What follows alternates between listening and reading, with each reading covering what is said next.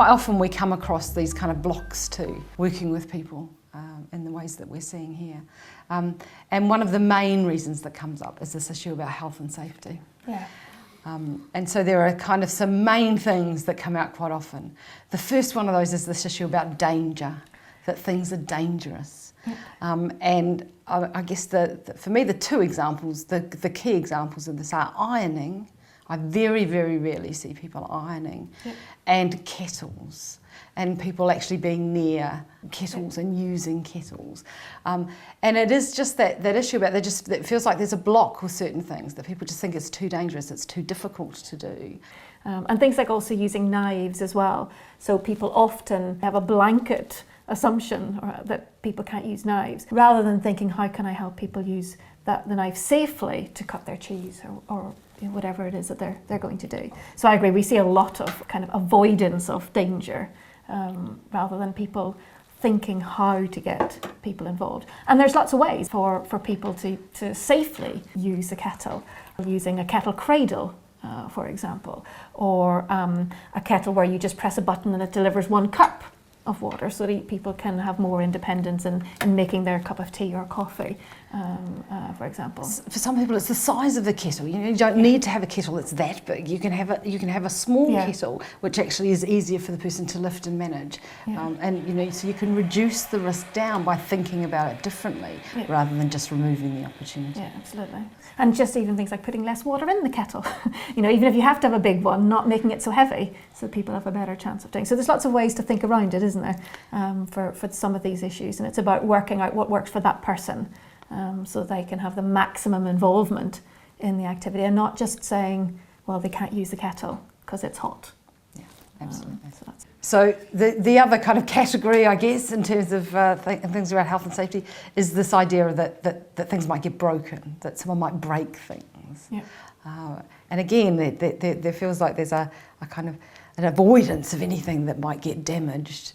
But it's about getting the support right, rather than actually saying, so we won't let people near breakable objects for that to happen. And it also means that we don't necessarily replace all the breakable objects with other things. So I've certainly been to places where I've seen lots of plastic plates. Yes. And that's not what we want to see either. What we want to see is people actually being supported to use the things, the appropriate things, successfully, so that actually they can use them safely. Yeah, absolutely. And we've got a really good example of Joe being supported by Dennis, haven't we? Where the first time that he tries to take a cup out of the cupboard, he drops it. So Dennis reaches in, and as if by magic there's another cup exactly the same behind it, and then supports him a bit more. So he increases the assistance he gives him to ensure success second time round. And there's no fuss made about it. It doesn't matter. It's just a cup. You pull it open, Joe. That's a bit more. That's it. Well done. Can you reach your cups? There's the one there. Oops, broke it. Never mind, that's okay. Come on. Get another one, Joe, that's alright. Now here, that's alright. Come get another one. Just put that one in the bin. There you go, there's another one there. Yeah, get a little bit closer this time. There you are, there's one there. You manage? And I'll make sure you don't drop this one. There you are, put it on the top. On the top. You know what to do.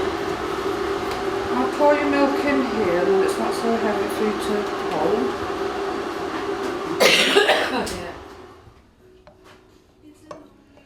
That's it, do you want to put some more? Is it all gone? The other thing that comes up a lot is this issue about hygiene. So we get a lot of people saying, well, we can't do that because it's a hygiene issue. And so this might be about that actual people's own hygiene in terms of people putting their hands in their mouth, particularly around working with things like food, that people will say, well, actually, so people can't be in the kitchen, people can't do things, people can't be involved in meal preparation. If a person's cooking their own meals, those things are not an issue. So that actually it's about not removing the opportunity completely, but thinking about ways that people can still experience those everyday meaningful things, but in ways that are safe for other people. Oops. Lost it. Come on. There we go. Right, we're going to mix it. Are you ready?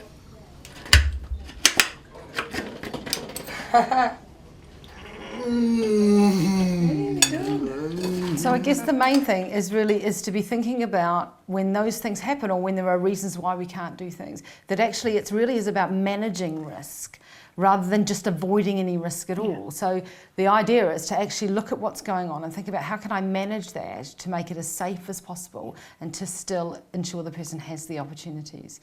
Perhaps not the way you'd normally do it, but thinking about doing it differently, so adapting it so that it can actually be available to people. And there are loads of different ways to adapt activities. And one of the examples that comes to mind for me is you know, and this is about making it successful. If something ends up being aversive for the person, that's a risk, isn't it, as well? So the person doesn't experience it positively. And you can, and one example is if you're trying to wash a car with somebody who really has a problem with getting wet or getting dirty and having to change their clothes, then actually it's not that you say, well, we can't ever wash the car. You have to make another adaptation, and generally you have to either wear waterproofs or have some way of covering the person, have some way of washing the car that allows them to use, for example, a long-handled brush so they don't get too close to the car, etc.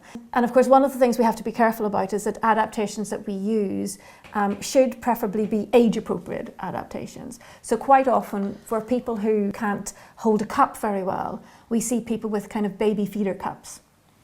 Where actually nowadays that's not necessary because most of us have used a travel mug at some point in the car or as we're travelling on the train that has a lid that has a kind of a sip point on it, and actually that can work for many people who maybe are a bit shaky when they're holding their cup. And also nowadays we've got all sorts of sports bottles for water and juice with, you know, they can have the football team sports mug, and actually those things don't have to be, you know, replaced by something that's kind of babyish.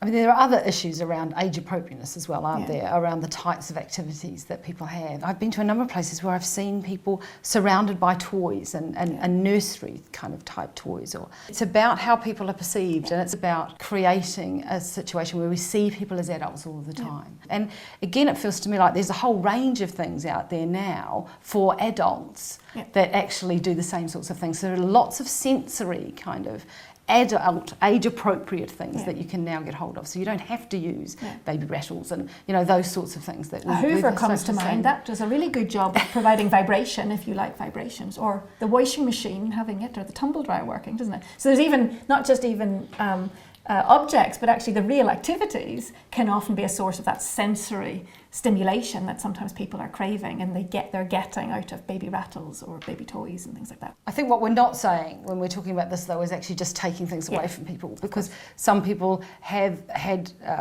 toys and objects for a period of time, and we wouldn't want to be the people that are just saying, let's take those things off people. But it is about trying to find alternatives and gradually introducing those alternatives over time, isn't it? Yeah, absolutely. The other reason or the other excuse sometimes that people give us for not being able to work in this way with people is that they say they don't have enough staff, that actually this sort of working needs one-to-one staff. And we do know that actually people receive very little contact from staff. Research tells us that they actually receive very little time. Something around 8 minutes in every hour they receive contact from staff in the environment. And of that, only about 2% of that would be actual help to take part in activity or to do things. So people think that staffing is an issue, that there's not enough of them to go around everybody. But actually we know from a recent study that we don't need more staff to be able to do active support. We just need staff to be doing the right things with people, to be able to plan and to work out how to support people and to be using the right ways. And it's perfectly possible to support more than one person at a time. And we're going to look at some clips that illustrate staff supporting more than one person at a time. The first clip shows us that member staff supporting 3 people who are cooking and are using the same kitchen space but coming in and out of that space. Pass the sauce. Right on bottom, Robbie, behind your tea bags. Out the way. Yeah, come there. Tip.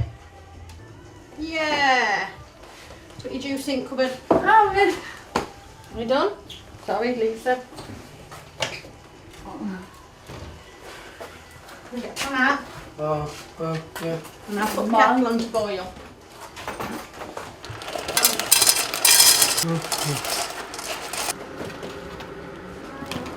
Yeah. Yeah? Now what else do you need? Sauce. Spaghetti.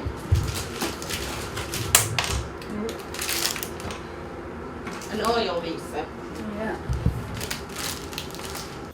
Hi. Yeah, keep stirring. Hi. Yeah. That's it. Okay. Okay. You're done for the time being then. Yeah. Yeah. See you in a minute. Mix it round. Oh, yeah.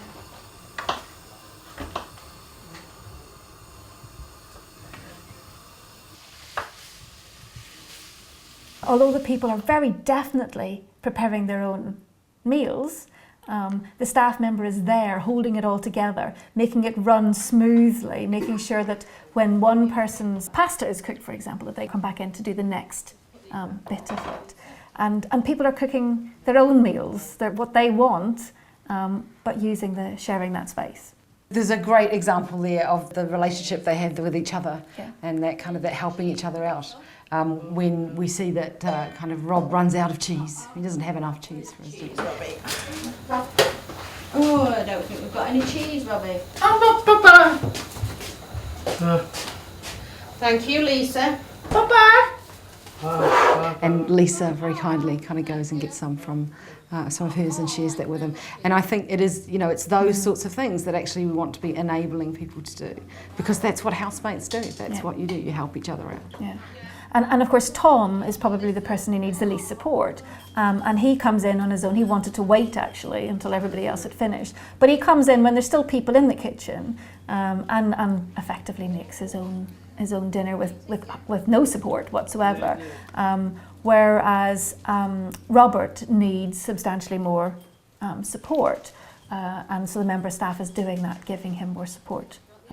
And what's great is you see the staff member, she's supporting 3 very different people, and she has to do that in very different ways. Yeah. And she's able to kind of change her support as she's working with each person. And that can be quite a quick change. She can go from supporting Rob one way 1 minute and then to Lisa. But actually she's doing that all in a very, very kind of person-centred way, and she's able to get it right for each person. Yeah. Now there's an art to that, but actually it's certainly possible to do. Yeah, absolutely. It takes quite a lot of practice, doesn't it? And also planning. It needs you to think about and know the people well, so that you have an idea of what support they need for each of those types of activities. But as you say, it is an art, it's a skill to be able to change your support from one person to the next within the matter of a couple of seconds. Mm-hmm. It's a very natural example of active support. Yeah. Oh, duh. The next clip is also a clip of people cooking, but this time it is 3 people who have much more severe intellectual and physical disabilities. And we've got one member of staff who starts off supporting 2 people, and at some points he supports a 3rd person, and then a second member of staff does a little bit as well. But together they're supporting a number of people to cook the evening meal. We're not going to comment on the rest of this video and just let you watch it, as it is also a good illustration of the essentials of active support. We go 2 hands.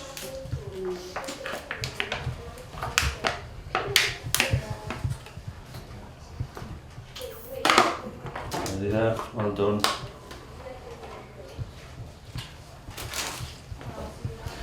What we'll do is Joe will have some mushrooms in as well, so you can help us cut some mushrooms. And Michael, you can cook some mushrooms as well.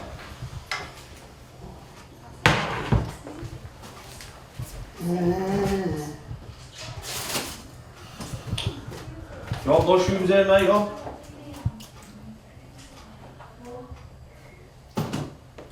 Yeah. Right, I'll cut some with Joe first, Michael, and you can do some. Nice and sharp knife.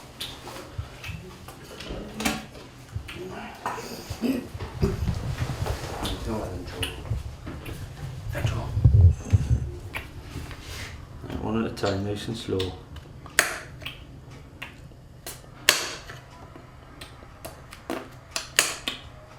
without my finger. That's it. Just wait till. That's it.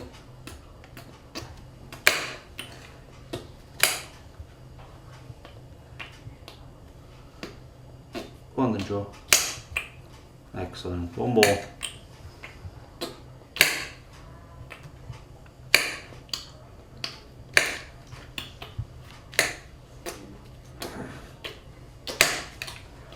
Right, put the knife down, Joe. You put these in the pan for us.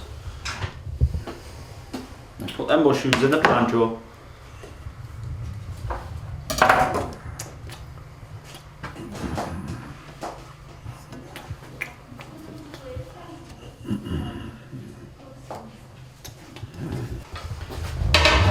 Remember, I'm going to keep these. Which hand do you hold the knife with? Right, I'll help you, guide you a little bit.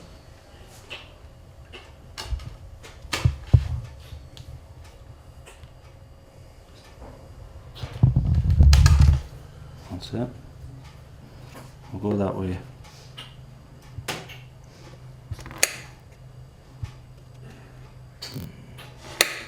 Lovely.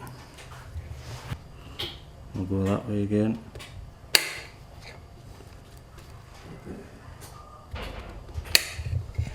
I'll cut that one a little bit smaller. You can cut that one there yourself. That's it. One more.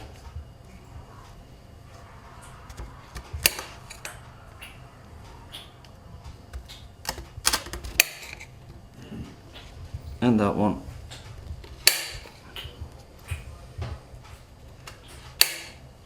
Excellent.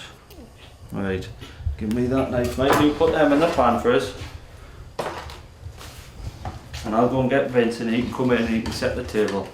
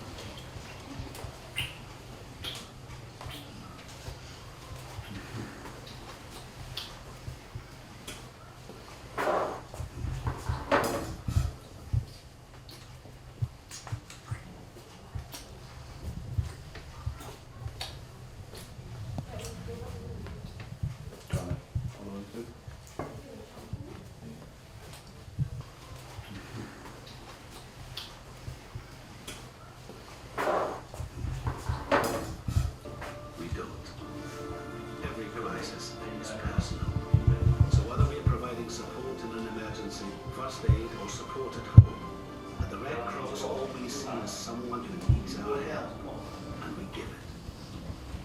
At Bose, we believe better self makes everything better. Hey Vince, we want to get the cups. So one fork over here. So there's one fork for here. Come on, Joe. Pass one fork over here and put the cutlery out. What? One fork over here, Joe. Put them out for the table. Right, here. One over for Vince. Yeah. And what about one for Nicola? Yeah. One for Laura.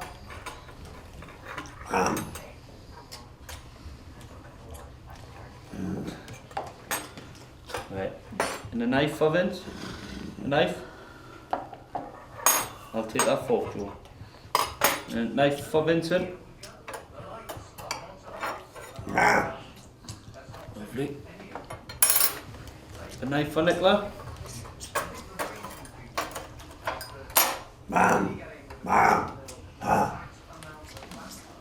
And one for Laura. That's it.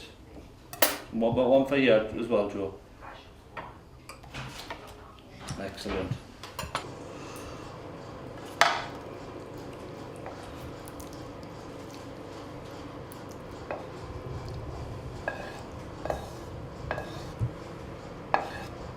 Like when you scoop that last bit. So don't worry about that bit. Right. And let go of that spoon. Lovely.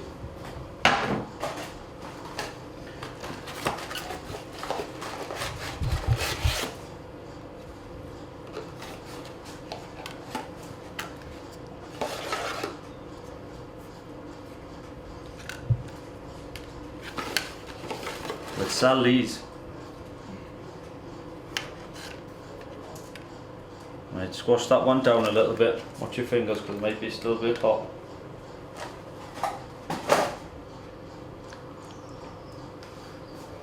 I'll just spread that mince out for you a bit. And a bit more white sauce.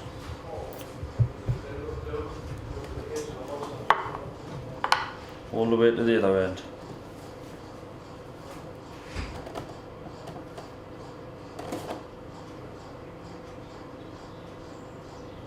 Lovely. And spread it out.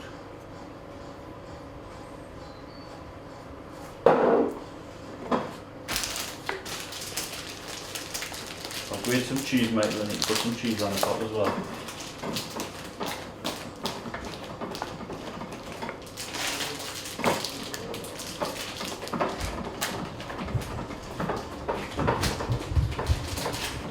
Do you think there'll be enough Peter and Nick or not? Hopefully. Should Put, be. and then you make a little bit salad or something.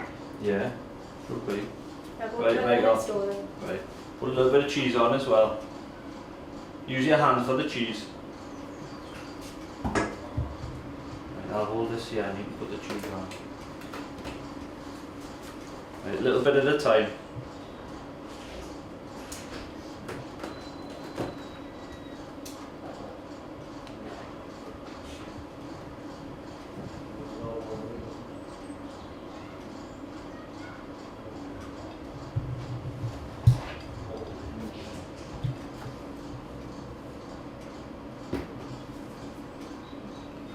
Put that on that corner. Not that bit. On that corner.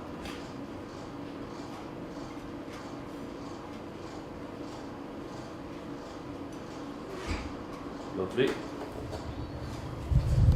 That's it. I'll spread it out a little bit and then go in the oven. Hello?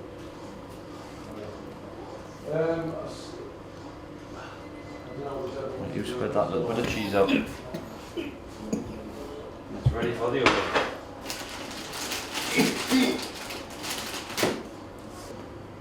"30 minutes. And it should be ready.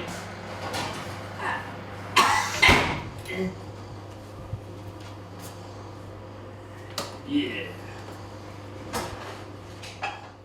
The other thing that's important around the issues of staffing is that there is actually some research that shows us that the more staff you have, sometimes the less support people actually get. And we find that sometimes staff tend to talk to each other rather than to the people that they support.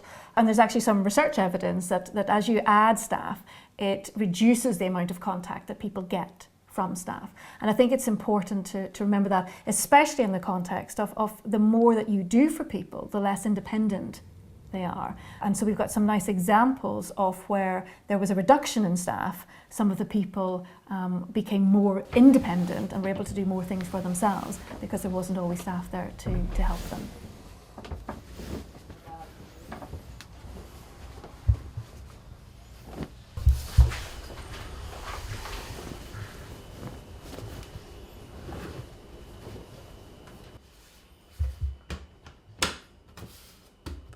That what?